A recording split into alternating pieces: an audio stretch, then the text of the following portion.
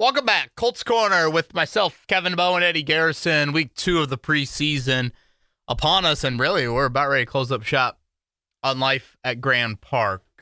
Good Tuesday morning. That's when we're coming to you right now. I guess, Eddie, we're done with Colts v. Colts. We just wrapped up 3 straight days in the afternoon heat here of the Midwest of that, and outside of a joint practice with the Green Bay Packers on Thursday, it is complete. That would be the 2025 training camp, a preseason game Saturday afternoon against the Packers, and then no more camp after that. You'll have one final preseason game in Cincinnati a week from Saturday, and that is it for this offseason. How are you, sir? I'm well. Are you excited? You sad? You indifferent on camp being over? It's kind of funny. I feel like at this point it's a bit of mixed emotions. I love camp. I love the fact that we get to watch it. The access is great. Again, we're inching closer to answers of all the questions we've had. So all of that I really enjoy. There is a little bit of I think I'm kind of ready for it to be over with. Of course, ask me in 10, 14 days when we only get to watch 20 minutes of practice moving forward, and I'll probably feel differently. So a little bit of mixed emotions. It's certainly been hot. I would say Shane Steichen, I think, is strategically kind of scheduled. There probably haven't been, even though they just did 3 straight days, there maybe haven't been as maybe consistent days in a row, but they have really gone a ton of full pads, and yesterday was a really lively scrimmage feel to the practice. So I think those are some of the wrinkles we've seen here with this year's camp. So we'll go over the Saturday, Sunday, Monday practices after the Baltimore game, preview a little bit of Green Bay. Laiatu Latu will be the interview that we play on today's pod. We did this kind of early in camp. But boy, Latu has been really good. If I had to make a Mount Rushmore of Colts camp players here in 2025, number 97 would definitely be on it. So we'll play that upcoming before we get to Twitter questions. Correct me if I'm wrong here. Is it typical for them to have technically training camp end before the third and final preseason game? It feels like an earlier end of camp. Yeah. It definitely does. Again, they've only had 2 joint practices, so they only will have 2 joints. So that number feels a little bit smaller. I would agree on that. Let's go back, Eddie, a little bit to Saturday and just kind of go in chronological order: Saturday, Sunday, Monday with those practices. Saturday was, again, a red zone focused day, and Anthony Richardson had one of his poorest days of camp. He was 1 of 6. If I have the red zone days right, I want to say he's 4 of 16 in total. Yeah. In those 2 days. Now, when you get in the red zone, you're obviously going to run it a little bit more, so I don't think it's the most alarming thing in the world, but, we also grade quarterbacks more on third down, red zone, 2-minute. One throw can be the difference between 7 and 3. When you get into that area of the field, you got to throw with anticipation a little bit more. You got to fit balls into tighter windows, and clearly he has struggled in that area. Daniel Jones is actually a lot better in that Saturday practice than he was. It also was kind of our first glimpse. We still weren't fully into the Kenny Moore knee situation that he's dealing with right now, but that was kind of Justin Wally. All right, now what are they going to do at third corner? Names that I'm watching there, definitely Samuel Womack, Chris Lamont's in the slot, but outside, Eddie, Jonathan Edwards, number 35, undrafted out of Tulane, Alex Johnson, number 39, who was with the Giants last year, Jerome Henderson, the Colts DB coach, came over from New York. Edwards and Johnson, both body type wise, kind of match up. And I think Edwards has had some decent moments here in camp. Also, I've noticed Duke Shelley a little bit more, number 34. He's played and had a cup of coffee or 2 in the league. So that was kind of the main stuff on Saturday. Reggie Wayne talked afterwards about with A.D. Mitchell, he feels like the arrow is pointing up, but he also wants to make sure that there's no freelancing going on, or I should say minimal freelancing when it comes with A.D. Mitchell. I thought the Sunday practice was much better. Richardson, 11 of 16. Jones had a really poor first period, probably one of the worst periods he's had of camp total. He was 2 of 7 early on, and that was kind of the downfield stuff. So, I think, honestly, what we've seen from Daniel Jones is about what we thought we would see. And it's when you try to throw the ball down the field, it's not super accurate and or efficient connection, however you want to call it. I would say one general quarterback positive, and I know Richardson threw a lollipop to Charvarius Ward yesterday. I think he thought Ward was going to play man and run with Michael Pittman Jr., and he just settled into that cover 2 zone and threw one right to him. For the most part, Eddie, they've done a really nice job, both quarterbacks, in not throwing interceptions. Mm-hmm. I mean, we're north of about 300 combined passes in team drills. They've only been picked off 4 times. Mm-hmm. So I think that's a positive. Now, of course, with everything, okay, let's continue on the context. Since the Justin Wally torn ACL, Kenny Moore's now missed the last 2 days. What's his injury again? Knee. I believe Stephen Holder had a report. Doesn't think it's too serious. The quarterback should be better. I mean, right now you're without 4 of your top 5 corners. Mm-hmm. Nick Cross hasn't practiced in a week, dealing with a hip injury, so Hunter Wooler's getting those reps. I mean, your passing game should be feasting. I don't think it's feasting, but I do think they have been the better group when you compare passing offense versus passing defense the last couple of days. I guess injuries, we've pretty much mentioned all of them. Kwity Paye is also, I think it's a hip. He's also missed. He played a series, right, in the preseason game? Yes, him and Latu both. Right. So he's missed a little bit there. Following the Sunday practice, we did get clarification on what the preseason plan will be playing time-wise for Saturday. I think Matt LaFleur said they're not going to play their guys. I need to double-check that. I believe that's what he said. But as far as the Colts are concerned, they will flip the quarterback plan.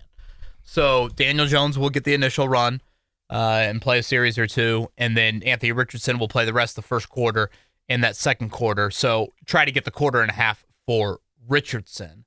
It sounds like the defense will play their starters about a quarter and the other starters on offense. So, again, it's a little bit more than probably the Colts have honestly done, which I think is something that they should do.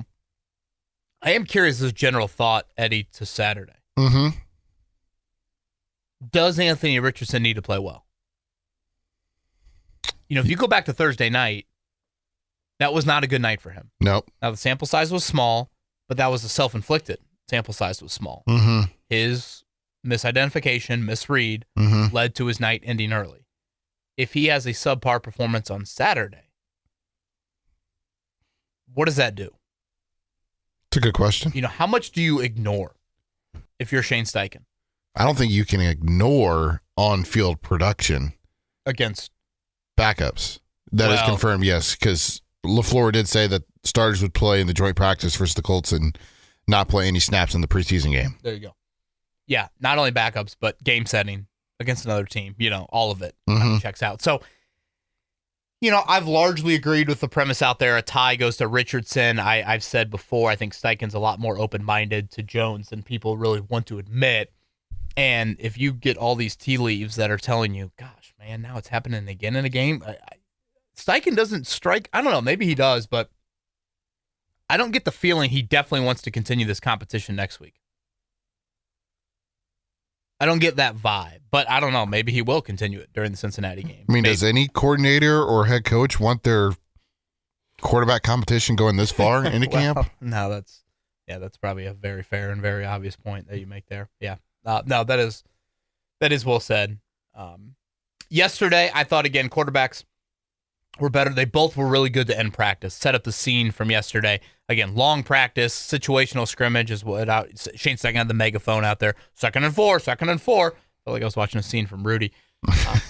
But he had them lined up at the 50. Minutes ago, one timeout, down 7. And like the Patriot game last year, it was if you score, you're going for 2. Well, Richardson had a very smooth drive. Tyler Warren down the seam. I think that was a touchdown. I don't know. They might have called him down to the 1 and had Richardson just run it in. But then 2-point conversion to Josh Downs. Beautiful lofted throw. Downs made a great diving catch at it. But, in those, again, short areas of the field, i.e. the red zone, especially the low red zone, you only have certain windows to fit it in. And then Jones did also have a touchdown. It looked like they were going to stall out the second unit with Jones, but he found Doolin in what I think was here's a legit wideout going against a 10th corner. But nonetheless, touchdown there, and then Jones ran it in for the 2-point conversion. So I had Jones yesterday, 21-27. Jelani Woods and A.D. Mitchell each had a drop there. I had Richardson 18-23 with that INT. I hate to make too much out of run plays in camp because I think they're difficult to really evaluate, but Taylor did rip off what looked to be about a 70, 80-yard touchdown within the camp setting there. So, yeah, that probably covers kind of the main highlights. I thought it was kind of a fun rep. You had Hunter Wooler opposite Tyler Warren outside the numbers in a one-on-one starting rep, 11 on 11. And, Richardson, I think, correctly identified it right at the start of the snap. I'm sure it's not the first time those two have faced off against one another either. Well, yeah, that is a good point. Yeah, and Richardson gave Warren a chance to make a play 50-50, and that was actually Wooler that kind of went up there and knocked the ball away. I thought it was an impressive play by him. So, again, I think, for the most part, it'll be special teams, maybe some sub-package stuff. It does sound like Spencer Schrader will be the kicker. The lead is about 10 percentage points. He got the bulk of the kicks yesterday, so I expect Spencer Schrader to be the kicker. And I think we have a leader at center. Unfortunately, Danny Pinter's been a little banged up, so I'm sure a lot of people thought Tanner Bortolini would be the starter, but still, they actually had a one day the other competition, but it looks like Bortolini now is the guy. And really, Eddie, if I had to label healthy units in camp, offensive line has been arguably the healthiest.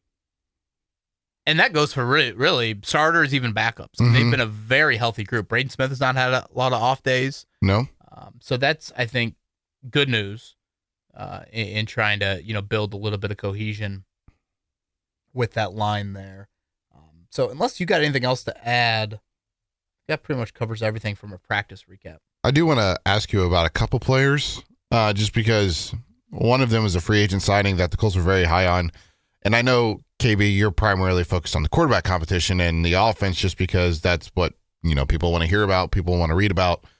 But your impression so far, Neville Gallimore, I know the Colts were very, very high on him when they signed him in the offseason, and I didn't know if you have seen him or noticed him at all during camp. He's rotating in. I think he'll be the first interior guy to come into the game. Definitely a flash or two. We'll see. That obviously was an area that was an issue for the team last season. Defensive tackle reps. JT Tuimoloau is a guy that rotates in a little bit as well, interior-wise on the passing down.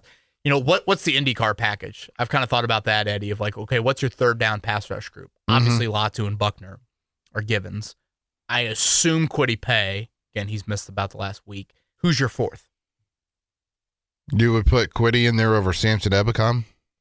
I think so, but again, you could maybe flip a coin there. So your fourth could be Ebukam. You could throw three ends out there. Or you could go Taquan Lewis. You could go Tuimoloau. Again, a little more of the Dayo Dengbo route. You go Gallimore. Adi Tamila Adibare? Yeah, he is one as well. Yeah, he's probably a name that we shouldn't totally write off. He had, honestly, a moment or two in the preseason game. So those are some guys, too. I should note one thing on linebacker. I don't know why, but when you said defense, it made me think of linebacker. That's where I was going to next. Eddie, it sounds like the spot next to Zaire Franklin is not going to be an every snap person. It's not going to be EJ Speed playing every snap. It's going to be a rotation. Jalen Carlisle has lost the starting job, and he's been hurt for a week now. Yeah. So, Joe Bacci, Cameron Grown, Austin Ajiki, and Carlisle. Those four competing for whatever the reps look like there. And again, that's a spot to me. It's like when you go dime, is that where Wooler comes onto the field as the dime linebacker, as a safety. So we'll just see things differently from Anarumo. But Anarumo expressed yesterday he's not, he doesn't look at that. And, again, Carlisle is not him. That's Gus Bradley. So we have to, I think, again, start training ourselves a little bit more with some of these there. It was interesting. I caught up with Jim Bob Cooter. One last thing to note before we get to the Latu thing.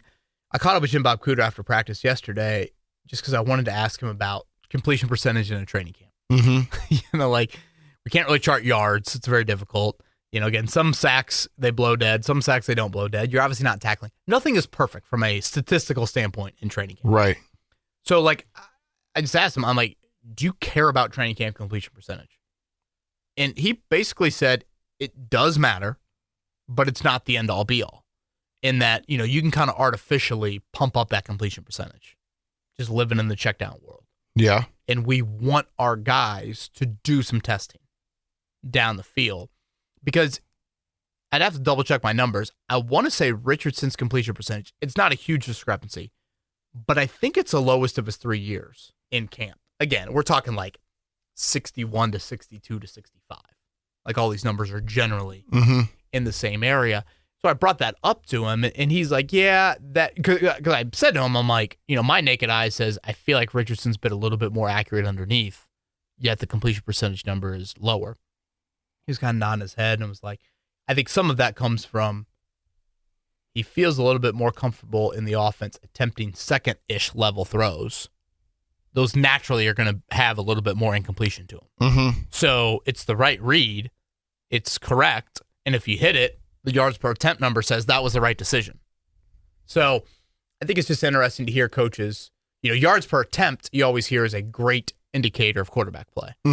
Obviously, we don't have that in a training camp setting. It's very difficult to chart yards. I mean, I guess I really could if I wanted to, but that would, I'd probably be single and not have a family. So, completion percentage is a number that we go with. It's not gospel, but I just kind of wanted to share a little bit from that there from Jim Bob Cooter. In conclusion here from the 3 practices recap, what'd you make of Quentin Nelson's comments about Anthony Richardson and him having his best camp yet? I think Nelson has always been a big Richardson backer. He kind of went out of his way to say that and then expanded a little bit on that. So, I think to me, behind the scenes is obviously one I can't judge on. Nelson pointed to some of that stuff. I would say on the field, I don't know if I call it his best, but I do think the underneath accuracy has been better, which, again, that was an area of concern. If you'd have told me at the start of camp, I think he's been picked off 3 times in 11 on 11, 3 interceptions and 160-some pass attempts, you can live with that. The one question I do have is, man, this cornerback room has been really banged up. So how much of that do we have to factor in? Early on in camp when that corner group was healthy, they were the ones feasting a bit. And now ever since those injuries have started to pile up, it's been a tad different story there. So that's why I point to Saturday. I just think Saturday is an important day of like what happened last Thursday against Baltimore. It's been widely debated. But Richardson's screw up pissed Shane Steichen off. Oh, yeah. And, and to boil it down, that's really the only thing that truly matters. Well, if all of a sudden the coach is then pissed off again for a second straight game, you'd be going against almost all of your coaching 101 thought process to say, yeah, I'm going to ignore that, to use that word again. So I do think Saturday matters. No. I do think it's an important I shouldn't say practice. It's an important game for him. Now, to kind of transition to the upcoming week against the Green Bay Packers, do you take more from the Thursday joint practice where the starters are out there for Green Bay, and even though the sample size may be smaller than you do the Saturday preseason game where the sample size might be bigger? Yeah, it is a good point. I have always been a little bit more game. Go back to the 3rd and 7. Richardson almost gets picked off against Baltimore. In a camp practice, though the tackles having that pocket collapse as much as it did on that 3rd and 7 doesn't get to Richardson's feet. Whereas in a game, you can get hit, and it can be real. And so that, to me, just matters more. I think both are important factors, but the realness of those game settings, particularly with the red jersey off, particularly after he just got, he just had to leave a game early. I think all of that matters. All right, I know we got a good amount of Twitter questions to get to, but right now, Laiatu Latu, it's been a great camp for him. We recorded this, I think, during the first week of training camp. Here is the second-year pass rusher. Welcome back here to Grand Park. Day 2 just ended for the Indianapolis Colts. It is hot. And our next guest is nodding his head at that comment right now. Laiatu Latu, is this California heat or is this a different level heat? Man, it was 100 over the off season every day, but this feels worse. Really? Yeah. Just the humidity? Just the humidity, yeah. Yeah. You are drenched right now. Post-practice, how are you? I mean, are you just cold shower? What are we? Shoot, yeah, cold shower, cold tubs. But, shoot, we had a good day, especially as a defense. So, good to get back in the meeting rooms and, critique some stuff. Latu, as you look at the opportunity you have in front of you with the departure of Dio Dangbo and obviously having an opportunity to have more snaps, what's the mindset coming into this season, knowing that you're probably going to be expected to do a little bit more? Yeah, I mean, just that. I want to do a lot more than I did last year. I want to be able to make plays for my team and teams when they need me and show up in those moments. The biggest challenge of a rookie year was what for you? Really just getting accustomed to everything, traveling and all that stuff. And then just getting used to the play speed, honestly. But, I mean, over the offseason, I've been able to work on some things and get better and feel a lot, good going into this training camp. Lou Anarumo's arrival, he spoke at his opening press conference. He was very high on you coming out of the draft. In what ways do you think you kind of fit what Lou wants to do with that D-line group? Well, I mean, I'm an athletic type, so, I can drop, I can rush, I can play the run. And really just, anything he asks of me as well as the rest of my D-line group, we're going to get it done. Do you see that Trey Hendrickson position in Cincy, or is it a little different for what you will be asked to do, you think, here? I see it in a similar way. And just in terms of being able to use all of us and our skills and attributes, and, being able to create, one-on-ones, which will get us home, a lot and be able to work off each other up front. So it's dope. So I know a lot of your work, obviously, last year trying to figure out how to win your matchup. But what is it like also, in addition to being more comfortable with the guys next to you and having that full year under your belt, another training camp getting underway with some guys, okay, I know DeForest Buckner's going to do this or whatever. Yeah. No, exactly. Like, I'm able to know who I'm rushing with. I know, what Bucks likes to do, what Grove likes to do, and, if I'm on this other side of Quiddy or so I know how they play, and I can work off of that and be able to create some openings. So, I mean, that's exciting. It's exciting. So, summer for you was what? I know you probably spent a lot of time out with Coach Ed McGilvra. I feel like he has all you guys out there. So, what was it? We got the offensive side. They did their thing. Did you have a chance to work with some of your guys out there in California or out there on the West Coast? Sure, I was out there with Quiddy, Dio. We're training with Verse, Sheldon Rankins. Just being able to pick, some of their brain and stuff like that, and be able to up my game, which is dope. And yeah. And then what's it like to Jared Verse? Obviously had a great rookie season, and I'm sure you're paying attention to at least a little bit. So what's the mindset when okay, this guy had this season, I had my season, but we're friends, but I want to make sure that, my name is mentioned with some of these guys as well. I mean, exactly. We're all competitive, and we all want to be the best. Just like, Chop had a good year, Dallas had a good year, so, we all fighting.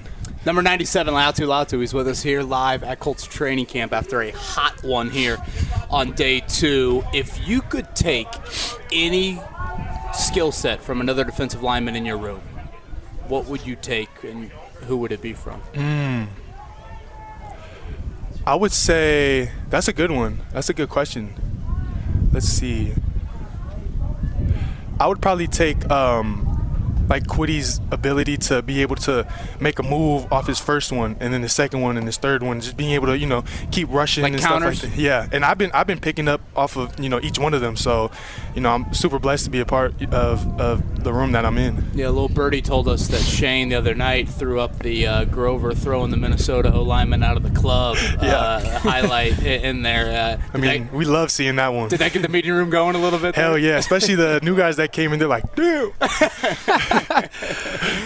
So we had a chance to obviously get to know at least your defensive coordinator right behind you, actually, Lou Anarumo, a little bit throughout the spring. What has it been like from just a mentality standpoint? We talked about scheme a lot, but from a no-nonsense standpoint, it sounds like he's not afraid to call anybody out. So what has that been like for you, and how much do you appreciate a guy who, no matter your resume, you're going to get this work? I was just going to say I appreciate that immensely. I mean, dudes that want to get better are going to take that criticism and going to take that coaching, and he's someone that brings that to the table with his, his mindset, and, he's not going to let, dudes BS, and, he demands greatness and on and off the field, so, I respect him a lot and makes me, want to play even harder. And I know that secondary got a bunch of juice added to it with, Travarius Ward and Cam Bynum, and we're talking to Mooney yesterday, and he's got some confidence about him, a lot of confidence about him. So when he says, hey, we want to go out there and be a top 5 defense, and Kenny Moore saying the same thing, what is that like to I guess, build the steps towards that? I mean, dudes like that, leaders like that, we're going to follow, and they're going to create that standard, and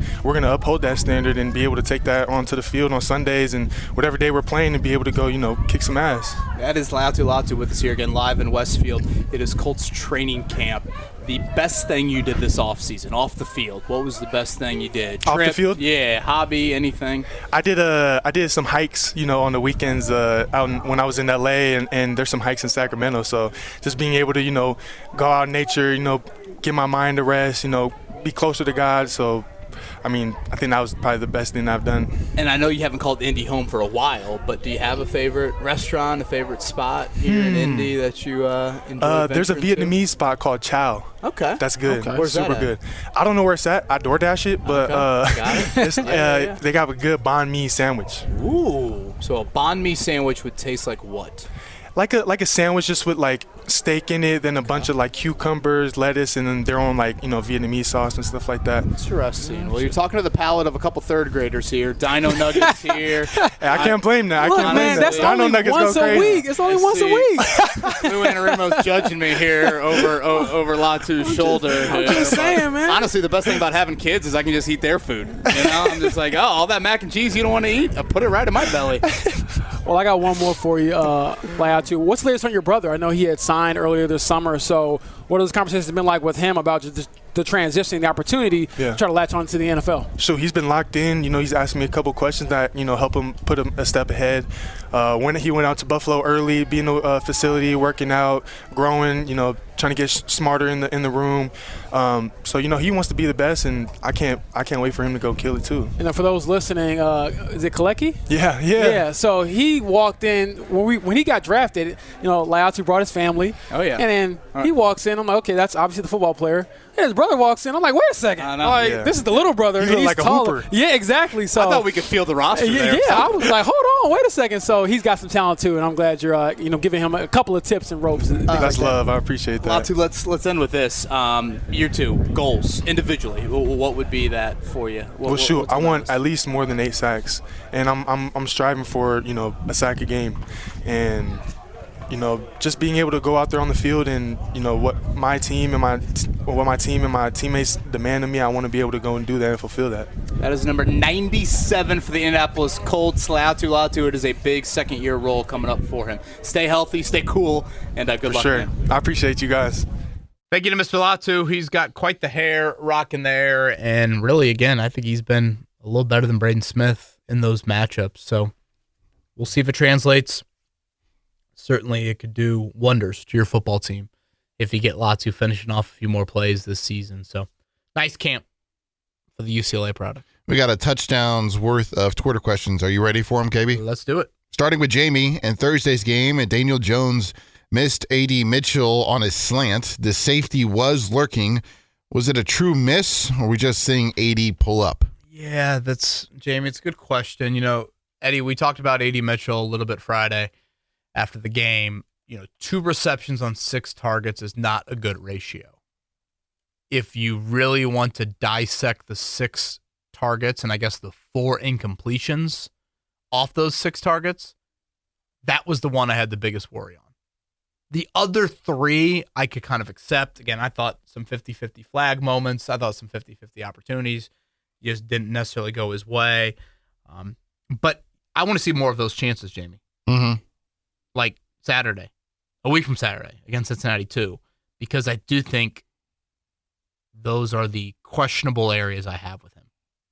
Of is he, letting Michael Pittman Jr. walk, if you want to play that game out, you're losing easily your best contested catch guy on underneath stuff. I mean, you talk about a big body Michael Pittman Jr., how good he is in that area.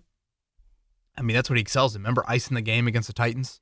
And the 49ers game? Well, yeah. In the rain? Going back. But yeah, I'm talking, I mean, that Titans one, I mean, that was a true, what's his name? Sneed's all over him, and he just makes a great play, physicality-wise, to ice it. So, camp is different. And, it's the old Deron Carter at Anderson University not translating to games. So, yeah, it's to me, it wasn't as egregious as 2 of 6 looks, but that one was.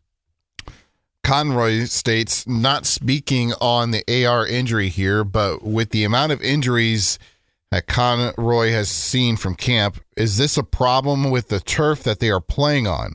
Or is this something about the training staff? Feel like we have been doing this the last few years, maybe even longer, which leads me to believe there's a breakdown with the strength and conditioning staff. Thanks, Kev. Looking forward to asking questions all season with you. Conroy, thank you, sir. You are always asking great ones. Eddie, the age-old injury question, man. It's the hardest question to answer. I don't know. Now, keep in mind, they practice on grass. They don't practice on turf. Correct. Yeah. I don't know. I feel like I look around the league and every oh boy, Jordan Love's not going to practice Thursday. Having a procedure done on his left thumb. Well, that's a bummer. So is that Malik Willis music again? Sounds like it. Ligament issue will return next week. So that is left non-throwing, but nonetheless, he will not practice here. Coming up, I just look around the league and feels like everybody's got injuries, man. I'm not going to make anything more of it than it is. I don't think, maybe a couple of hamstrings, but it's a variety of stuff. And yeah, I can't go, anything more. I know Rusty Jones, their strength coach, longtime NFL strength coach, retired, I think maybe 2 years ago at this point. So they brought in a new staff here. So yeah, I can't make anything more of it than that. Next up is KC. Could the looming quarterback decision be an indicator of the temperature of the coach and GM's seat? Jones is obviously the high floor, low ceiling, quote-unquote safe option. Feels like they pick Jones if they think they're secure for the future. Richardson is the boomer bust, make noise year or you're all fired option. Yeah, this gets into the debate of Ballard's words, patience, versus Steichen's words of consistency. Mm-hmm. Steichen's words say Jones, Ballard's words say Richardson. And it's like, does everyone want different things? Now, I always speak from one eye towards the future. That's just kind of how I look at it. In an ideal sense, an ideal world, one eye towards the future, that answer would also be the best answer in the present. And that's not always true. And is it true here this year? So I do think that's where things can differ a little bit here. Someone brought up to me the other day at Colts camp, isn't it easier to start? Someone said, it's easier to start Jones publicly because if you start Richardson publicly, as soon as you bench him, the season's over. Like, well, it's an interesting PR spin on, once you go to Daniel Jones, or you just going to 2026 mock drafts there. But, yeah, I would probably push back on it if they pick Jones, they think they're secure for the future. I would view more that as, hey, we're trying to win. Right. Because you feel like he can operate the offense more consistently, like Shane Steichen has said, than Anthony Richardson. Yeah. And again, I don't think it's a bottom line with Carly Ursay-Gordon of like, hey, just because you make the playoffs, it's a slam dunk. We're all going to do the same song and dance next year. I mean, who knows? All that will play out. So we'll see. Old Daner makes a good point here, Kevin. Every time Anthony Richardson drops back, Old Daner feels like everyone holds their breath, whether it's going to be a great play, a bad play, or an injury play. Who even knows if that feeling goes away? Can't imagine anyone in the building wants to go through that in 2026. Should I be watching Clemson, LSU, and Penn State quarterbacks this year? Thanks again, and love the pod. Now, for references, Clemson's quarterback is Kate Klubnik, LSU's quarterback is Garrett Nussmeier, and then Penn State's quarterback is Drew Aller. You could also probably throw in South Carolina with Lenore Sellers into that mix as well. Hell, watch them all. Watch, South Carolina, watch Indiana, watch Texas, watch them all. Old Dana, is Shane Steichen thinking that from last Thursday? Again, who can I trust? How much is that a prevalent question for Shane? As he points out here, I mean, everyone holds their breath, and defensively, you hold your breath. Because you're on, hey, is this going to be the big play? Is this going to be all of a sudden, here comes the firework, and you weren't expecting it? It's a firework on December 4th, not July 4th. So I do think that that's the dynamic that Richardson brings, which is as beautiful as it is horrifying. Mm-hmm. And is there any sort of element that now you just want a little safer? I don't know if you read the Mike Sando quarterback tier I haven't piece yet. on The Athletic. They had some anonymous coaches in there. I think it was a defensive coordinator that said something to the effect of, I could see Daniel Jones being 2024 Sam Darnold. Our defense will be better. Our run game will be better. Our play caller will be better. I could see Shane Steichen sitting in a room reading that quote and saying, yep, I agree with that. Mm-hmm. I'll be a better play caller. We'll have a better run game. And we think our defense will be better. Now, it's a fascinating aspect. You think the run game would be better if Daniel Jones is there? Because the way I look at it is like there's the potential for the run defense to be, or the run offense to be not as good, just because if Daniel Jones is not putting enough pressure down the field, that means you're bringing those safeties closer to the line of scrimmage, right? I just mean, the Giants' run game last year versus the Colts' run game this year. I think Taylor is more of a dynamic runner than Okay, I get what you're saying now. Tyrone Tracy and whoever else. Whoa. Ran out there. Nothing against the Decatur Central product. Thank you. But we had him on our show. It was a great interview a couple weeks ago. But Jonathan Taylor has certainly proven himself in this league. So, again, I could see, and I believe in that Sando piece, he said the anonymous, and again, he interviews, I guess, GM coaches and coordinators, the overwhelming majority thought Jones would start over Richardson. Now, that is from a very coach-centric bubble, NFL bubble, week-to-week bubble. Is Shane Steichen living in that world? That's the question that I would have there. Do you think he is? I'm very torn. Clearly, I think I would hope our audience kind of gets the gist of it.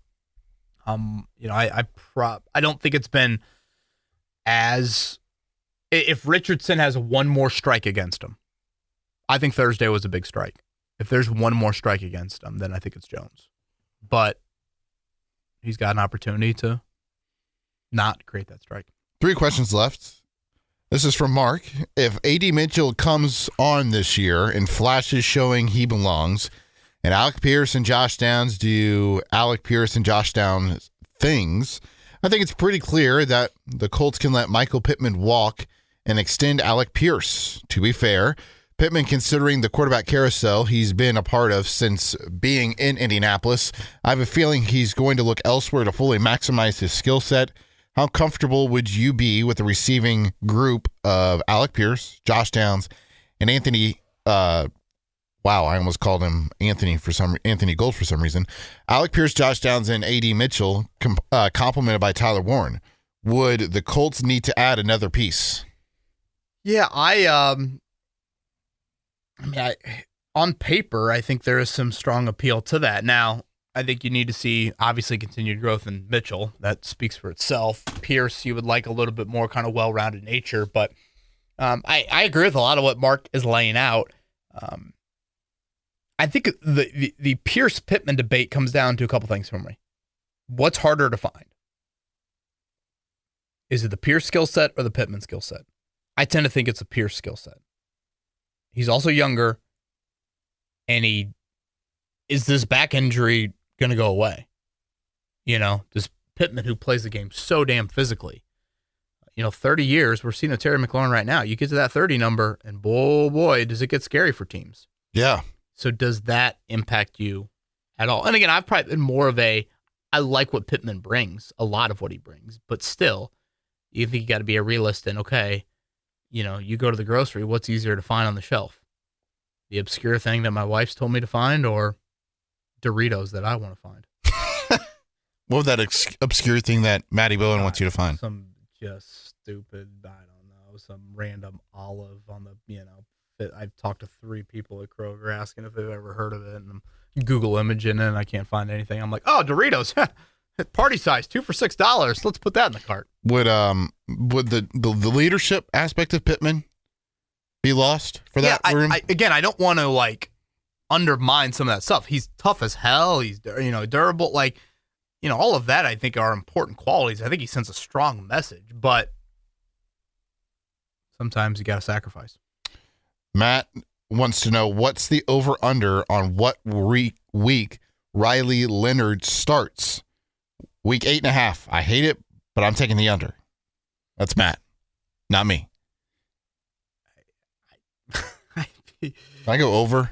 Yeah, I'd be stunned. Riley Leonard starting in October or September? Is this injury related? Is this pure? Yeah, no, I can't see it. I think Leonard's had a better last week or so, but no, Not at all. I guess if one bad play, one due to injury, maybe you would need a third quarter. You imagine starting 3 different quarterbacks and by October? I guess that In one game, imagine if they both went down. I guess that'd be the most Colts thing ever, right? Yeah. Would that be the only avenue in which you would think that Riley Leonard gets on the football field? Well, you and I have talked about this, Eddie. Like, if you got to the point where Leonard was one play away, would you go out and get a veteran? Right. Is that a little bit of that thought process? Like, to me, that's what I think they would do, but I don't know. Maybe at that point you think to yourself, hey, it's over. Let's see if the 6th-round pick can strike lightning in a bottle. All right, hang with their. My gosh, I can't talk today, Kevin. Hang with me through this one. I had a big yawn there, so I was glad that you were able to talk. This is from Jimmy. It's our final question, a little bit longer one. Jimmy, I know that it's not an unpopular opinion anymore that Chris Ballard might not be the Michael Jordan of general managers, but I've noticed this year that the local and fan sentiment is that this team is somehow more likely to compete than previous years, which baffles Jimmy. To Jimmy's point, this is like every other Ballard offseason where there are clear and obvious needs that once again, once the season has passed, will leave us saying, like every year, what did we expect to happen? So help me understand how this isn't the exact same, different year. We added 2 good defensive backs. Ballard has done that before. We still have literally 2 of the worst quarterbacks in the league, throwing to at least one of the worst wide receivers in the league. Jonathan Taylor and Michael Pittman are our best talent, and they're another year older, with Pittman coming off a major back injury. And for some reason, my computer is acting up, Kevin. Can you finish off the last? Okay, there we go. Then there's the glaring questions at offensive line, tight end, linebacker, defensive line, and new defensive coordinator. Help me make sense of the optimism, because to me, this is another AFC South 3rd place finish. I have like this pop-up thing over here, and I can't get rid of it. It's like stuck on my screen. All good. I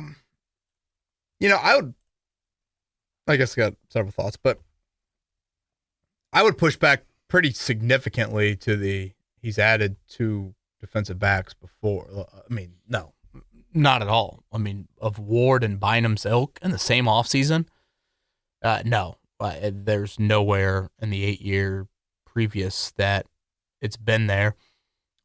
When you lay out, and I think we've done this on a couple of occasions, maybe incrementally, but just to lay it all out here, how do the Colts get better in 2025? Where or how are they better from 2024? Okay. Defensively. Bynum, Ward, plus Lou Anarumo. That is the thought, that they are better there. All right? Let's push that to the side. They are hoping that they're better at quarterback. By no means a slam dunk, but that's their hope. And then lastly, I would throw in there pass catchers. I think we went over this on last week's pod. Yep. Tyler Warren's arrival, Pittman's healthier, and A.D. Mitchell's growth. Now, where have they taken a step back? I mean, I really think the only area that I could see a step back is on the offensive line. Mm-hmm. Like notable impact area. Maybe a little bit of linebacker. Is that just because of the unproven nature of both those positions? Right. And then, again, what happens if Ryman or Braden Smith go down? That having a quality swing tackle can be the difference in saving you at times, So that would be the other one that I would point to. So, I don't think it's like, look, I mean, I didn't think Chris Ballard deserved a 9th year. I think I've made that abundantly clear, but I also can live in a world where not everything Ballard does has to be looked at in this just uber negative light. No, I'd not be doing my job, frankly. My job is to look at each thing individually and assess it for what it is, and then, obviously big picture off of that. He has done some things differently this year. We'll see how that goes. So, in regards to how the Colts are going to be this season, what Vegas says 7.5 for the over/under. Yep. Yeah, that's a good number. I don't know. I'm probably maybe a hair over. Colts are 7.5. Jags are 7.5. I can't remember what Tennessee was at. Yeah, I'd guess Tennessee's like 5.5 and Houston's like 9.5 or something. Yeah, I'd guess over-ish. Maybe a little bit more than that, but not much more than that. So, yeah. Kevin, maybe that's a bummer about Jordan Love. I know. Maybe next week, KB, or at least some point before the season starts, we do over-under predictions on Colts wins, and then like passing, or I don't know. There's probably no passing props, but I guess like Taylor and Mitchell and Warren stuff. Yeah. Well, because we won't have as many camp stuff to recap. 2 weeks from today, roster cuts. But yeah, next week on the pod, we'll recap Green Bay, of course. Probably shoot for a Monday pod and get into. We'll lay out kind of what we're thinking fantasy football wise upcoming. We love to do the draft the first week of September, leading right into that opening weekend. So we'll do that probably around a Fever game. So Eddie Garrison, who has coverage tonight at 7:15, if you're listening to this on Tuesday, Fever and Wings. He's got your pregame and your postgame on the Fan. Eddie, you got anything else? Nothing else to add. You stole my thunder. I was going to ask about the Fantasy Football League, but I think we got our solution figured out, right? I like it. If you got any last-minute suggestions, you know where to find us. He's Eddie Garrison. I'm Kevin Bowen. Everybody have a great week. 107.5 The Fan has got all your Colts coverage.